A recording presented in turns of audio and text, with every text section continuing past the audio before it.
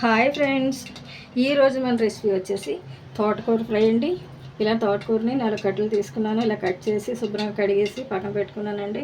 ఇప్పుడు కళాయి పెట్టుకొని ఆయిల్ పోసుకున్నాను. ఇందులో ఫ్రై కోసం పచ్చెనపప్పు, మినపప్పు, ఆవాలు, జీలకర్ర, ఎండుమిర్చి, ఇలా ఎల్లుల్లిపాయ గుడ్లు ఎక్కువగానే పడతాయండి ఫ్రైకి.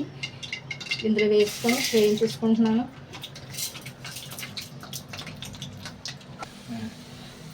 చూడండి ఫ్రెండ్స్, పోపు వేగిపోయిందండి. ఇప్పుడు ఆఖరిన ఇలా 2 రెమ్మలు కరివేపాకు వేసుకున్నాం.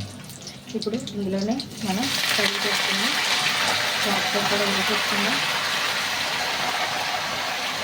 తోటకూర వేసుకొని దీని మీద మూత పెడితే తీస్తే ఒక 10 నుంచి 15 నిమిషాల్లో మనకి కూర ఫ్రై అయిపోతుందండి. మధ్య మధ్యలో కలుపుకుంటూ చూసుకుందామండి. చూడండి ఫ్రెండ్స్, 10 నిమిషాలకి కూర అంతా మనకి చూడండి ఇలా మగ్గిపోయిందండి. కూర కట్ చేసుకునేటప్పుడు ఇలా చిన్న చిన్న లేతకాడలు మనం కట్ చేసి వేసుకుంటే కూర చాలా రుచిగా ఉంటుందండి. చూడండి ఇలా వేగిపోయింది కదా. ఇప్పుడు ఇందులో చాలా తక్కువ కారం, సాల్ట్ వేసుకొని కలిపించుకుందామండి.